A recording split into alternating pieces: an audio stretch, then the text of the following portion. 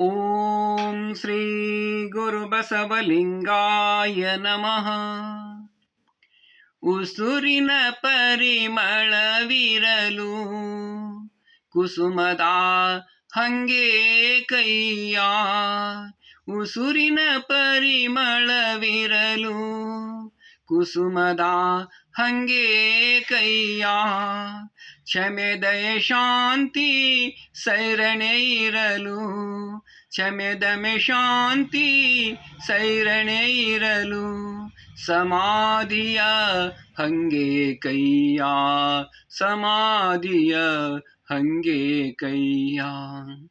ಲೋಕವೇ ತಾನಾದ ಬಳಿಕ, ಲೋಕವೇ ತಾನಾದ ಬಳಿಕ, ಏಕಾಂತದ ಹಂಗೆ ಕೈಯ, ಏಕಾಂತದ ಹಂಗೆ ಕೈಯ. ಚನ್ನಮಲ್ಲಿಕಾರ್ಜುನ ಚನ್ನಮಲ್ಲಿಕಾರ್ಜುನ ಚನ್ನಮಲ್ಲಿಕಾರ್ಜುನ ಚನ್ನಮಲ್ಲಿಕಾರ್ಜುನ. ಅಂದು ನೀನೆ ಇಂದು ನೀನೆ ಎಂದು ನೀನೆ ಕೇಳ ತಂದೆ, ನಿನ್ನ ಬೆಂಬಳವಿಡಿದ ಹಳೆಯ ಮಗಳಾನಯ್ಯ, ನಿನ್ನ ಬೆಂಬಳವಿಡಿದ ಹಳೆಯ ಮಗಳಯ್ಯ.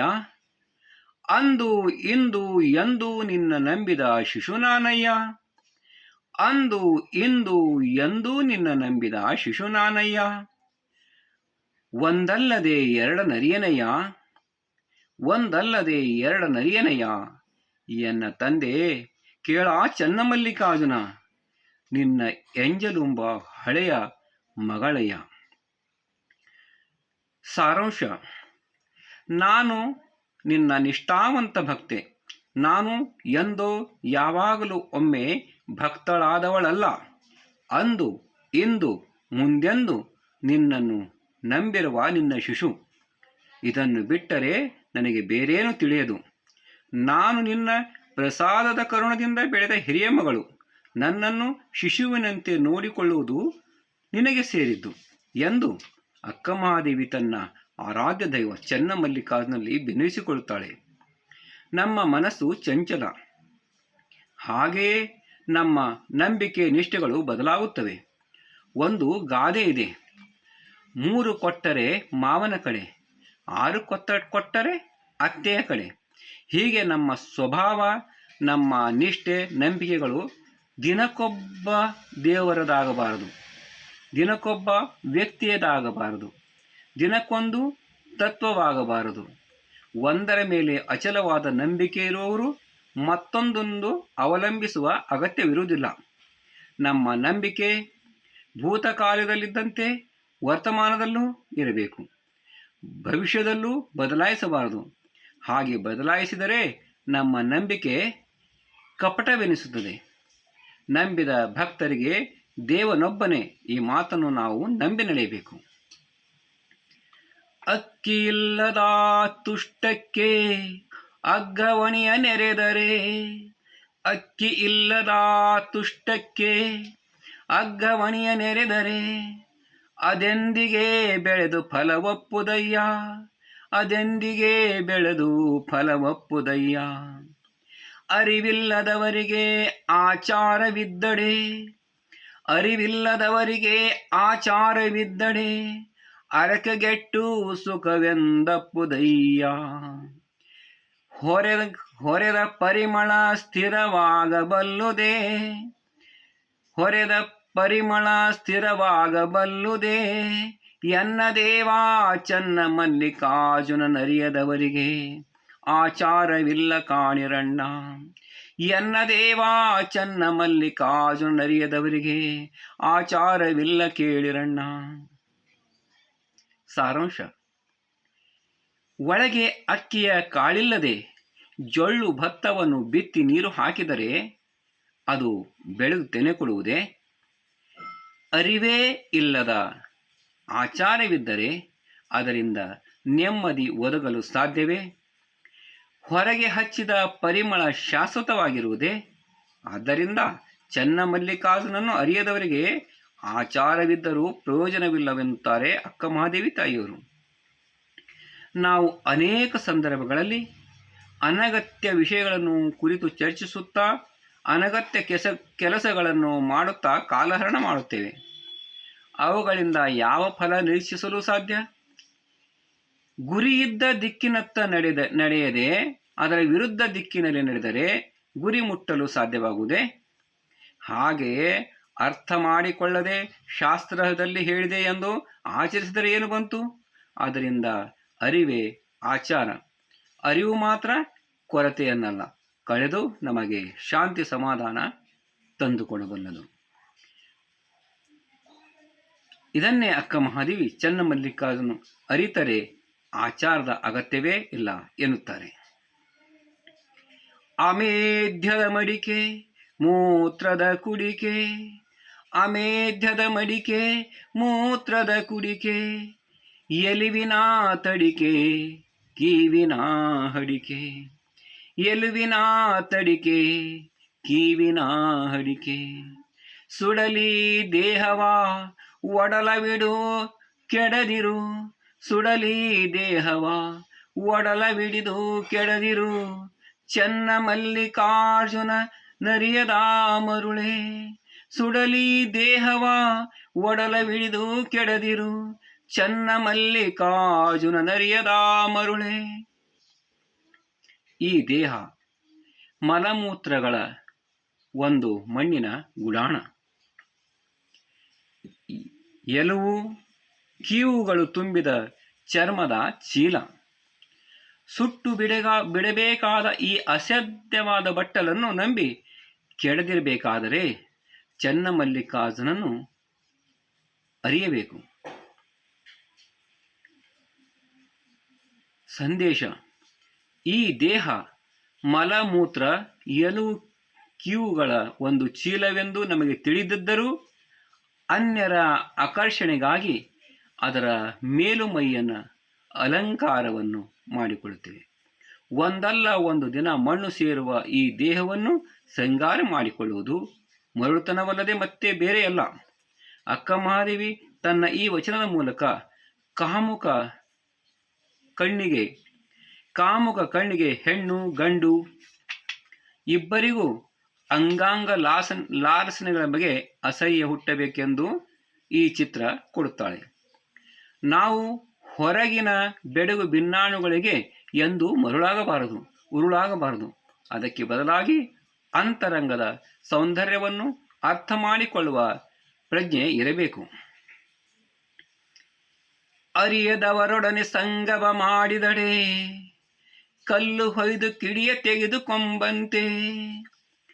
ಅರಿಯದವರೊಡನೆ ಸಂಗಮ ಮಾಡಿದಡೆ ಕಲ್ಲು ಹೊಯ್ದು ಕಿಡಿಯ ತೆಗೆದುಕೊಂಬಂತೆ.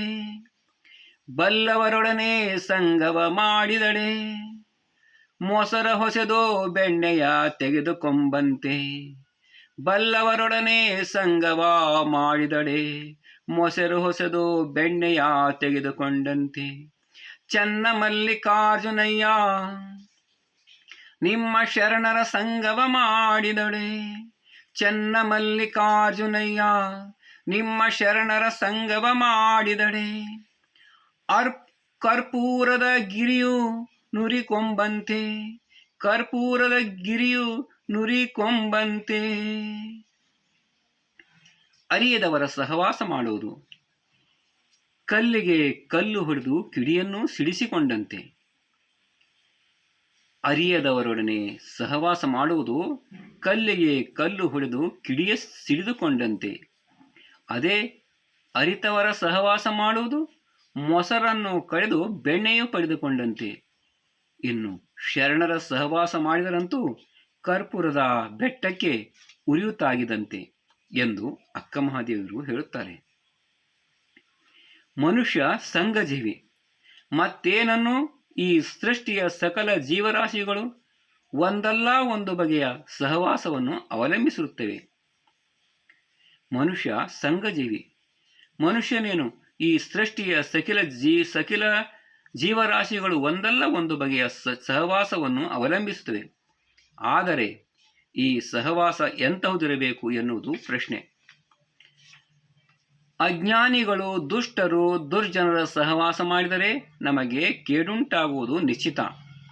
ಅದೇ ಜ್ಞಾನಿಗಳ ಸಹವಾಸ ಮಾಡಿದರೆ ನಮ್ಮ ಅಜ್ಞಾನ, ಅಹಂಕಾರ, ಅವಿವೇಕಗಳು ಅಡಗಿ ಹೋಗುತ್ತವೆ.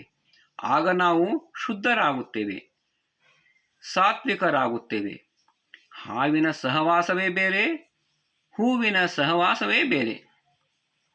ಕೈಗೆ ಹತ್ತಿದ ಮೊಸರನ್ನು ಸುಲಭವಾಗಿ ತೊಳೆಯಬಹುದು, ಆದರೆ ಕೆಸರು ಅಷ್ಟು ಸುಲಭವಾಗಿ ಹೋಗುವುದಿಲ್ಲ. ಸಹವಾಸದಂತೆ ಬುದ್ಧಿ ಎಂಬ ಗಾದೆ ಮಾತಿದೆ. ಅದರಲ್ಲೂ ಅನುಭಾವಿಗಳಾದ ಶರಣರ ಸಹವಾಸ ಮಾಡಿದರೆ ಉರಿ ತಗುಲಿದ ಗಿರಿ ಆ ಉರಿಯಲ್ಲಿ ಸೇರಿ ಹೋಗುವಂತೆ ನಾವು ಶರಣರಲ್ಲಿ ಸೇರಿ ಹೋಗುತ್ತೇವೆ, ಬೇರೆಯಾಗಿ ಉಳಿಯುವುದಿಲ್ಲ.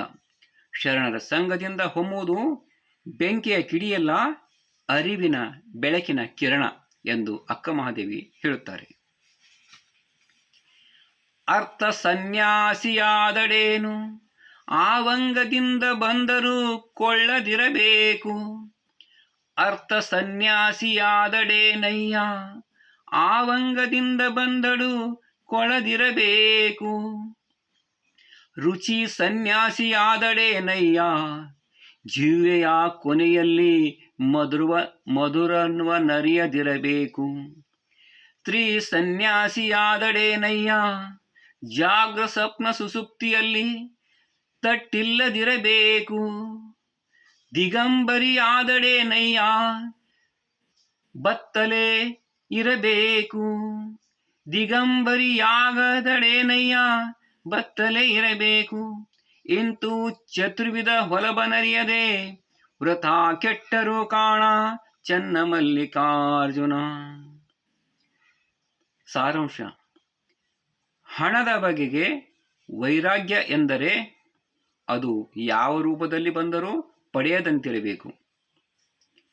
ಹಣದ ಬಗೆಗೆ ವೈರಾಗ್ಯ ಬಂದರೆ ಅದು ಯಾವ ರೂಪದಿಂದ ಬಂದರೂ ಪಡೆಯದಂತಿರಬೇಕು.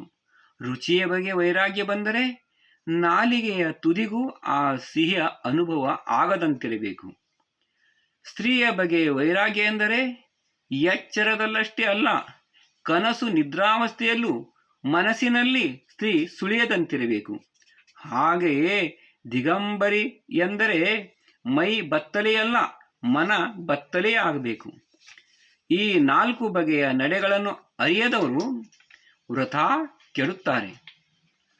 ಯಾರೇ ಇರಲಿ, ಅವರು ಏನೇ ಆಗಿರಲಿ, ಆ ಸ್ಥಾನಕ್ಕೆ, ಆ ಹೆಸರಿಗೆ, ಆ ಶಬ್ದ ಅರ್ಥಕ್ಕೆ ತಕ್ಕಂತೆ ನಡೆದುಕೊಳ್ಳದಿದ್ದರೆ ಅದು ವ್ಯಂಗ್ಯವಾಗುತ್ತದೆ, ವಿಪರ್ಯಾಸವಾಗುತ್ತದೆ, ವ್ಯರ್ಥವಾಗುತ್ತದೆ. ನಾವು ಸನ್ಯಾಸಿಗಳೆನ್ನುವರು ಅದಕ್ಕೆ ತಕ್ಕಂತೆ ವಿರಾಜಿಗಳಾಗಿರಬೇಕು. ನಾವು ಜ್ಞಾನಿಗಳೆನ್ನುವರು ಅದಕ್ಕೆ ತಕ್ಕಂತೆ ತಿಳಿದವರಾಗಿರಬೇಕು. ಕೇವಲ ತೋರಿಕೆಗೆ ಹೇಳಿಕೊಳ್ಳಬಾರದು. ಪಳಿದ ಬಣ್ಣ ಮಳೆ ಬಿದ್ದಾಗ ಅಳಿದು ಹೋಗುವಂತೆ ಸಂದರ್ಭ ಬಂದಾಗ ಈ ತೋರಿಕೆಯ ವ್ಯಕ್ತಿತ್ವವು ವ್ಯರ್ಥವಾಗಿ ಬಿಡುತ್ತದೆ. ಬಹಿರಂಗ ಶುದ್ಧಿಗಿಂತ ಅಂತರಂಗ ಶುದ್ಧಿ ಬಹು ಮುಖ್ಯ. ಶರಣು ಶರಣಾರ್ಥಿಗಳು.